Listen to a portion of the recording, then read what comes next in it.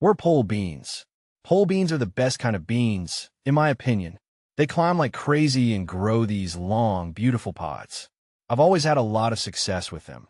I think the key is building a really sturdy trellis or support.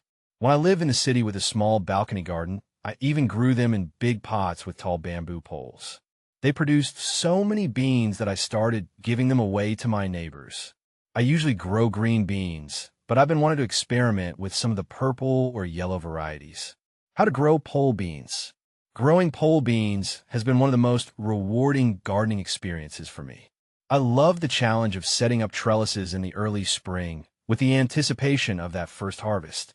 I direct sow the seeds at the base of the supports after the danger of frost has passed and the soil has warmed up.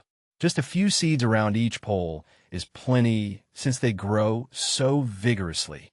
I keep them well watered, especially in the heat of the summer, and before you know it, the vines have taken over the trellis and pods are hanging everywhere. How to cook pole beans. I'm all about simple preparations when it comes to my pole beans. I want that fresh, crisp flavor to shine through. My favorite way is to steam them until they're just tender and then toss them with a bit of butter, salt, and lots of freshly ground black pepper. Sometimes I like to add a squeeze of lemon juice to brighten things up. For something a little different, I'll stir-fry the beans with garlic and ginger. You could even add in some soy sauce for extra depth. But really, there's something delicious about letting those fresh green bean flavors speak for themselves. What to plant pole beans. Since I love the taste of fresh pole beans so much, I want to extend the growing season as long as possible. I usually do 2 plantings. The first goes in the ground after the last threat of frost in the spring, and then I'll do a second planting around midsummer. This way, I often have a fall harvest while I'm still enjoying the end of the summer crop. Of course, planting times can vary based on your specific climate, so it's always good to check local resources and figure out the optimal timing for your area. When to harvest pole beans. The hard part about growing pole beans is knowing when to start picking. You want to harvest them when the pods are long and slender, with just the slightest hint of the beans inside. If you wait too long, the pods get tough and stringy, and the beans themselves get too big.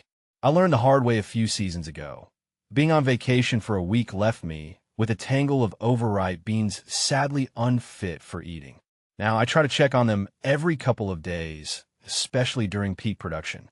I give them a gentle squeeze and pick the ones that are firm but slightly pliable. How tall do pole beans grow? Get ready for a jungle.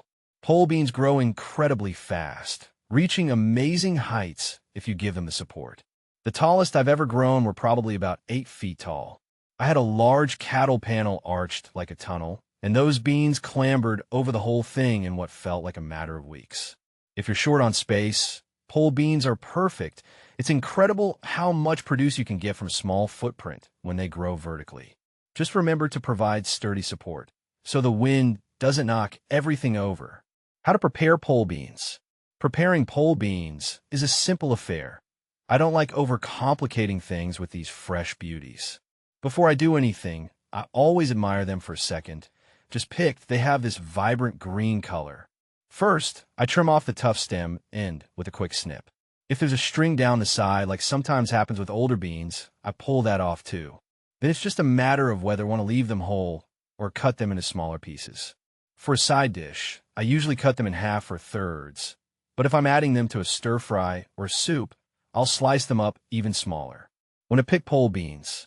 Picking pole beans becomes part of my summer routine. It's almost meditative. The key is to pick them regularly, while the pods are still young and tender. I like to do a sweep of my bean trellis every couple of days, picking anything that's about the length of my finger. The smaller the pod, the sweeter and less fibrous. I love seeing the basket quickly fill up, overflowing with bright green bounty. Plus, the more often you pick, the more beans the plants will produce, so it's a win-win situation. How far apart to plant pole beans? While I'm planting pole beans, I like to imagine what it'll be like when they're fully grown, a lush, green jungle. I find that giving them a bit of breathing room is key for good air circulation and easy harvesting.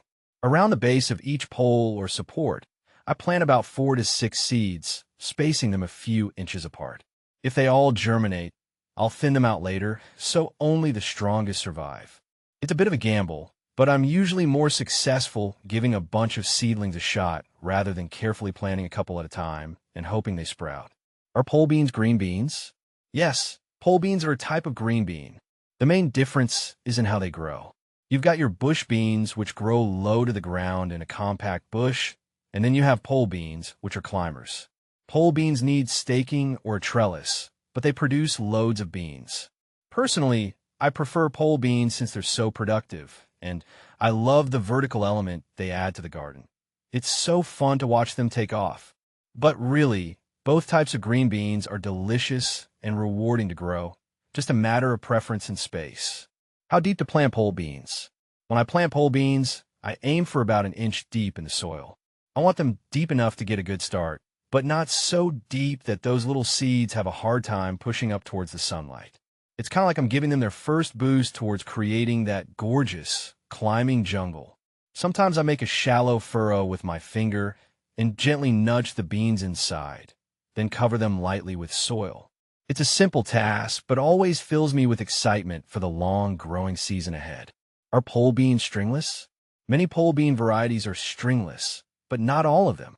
I've found that newer varieties tend to have that stringless quality, which makes prep time a breeze. But sometimes, especially with heirloom beans or those you might find at a farmer's market, you might get that tough string along the seam of the pod. It's always best to check the seed packet if you're buying those, or ask the farmer if you're not sure. Personally, I don't mind the older string kind.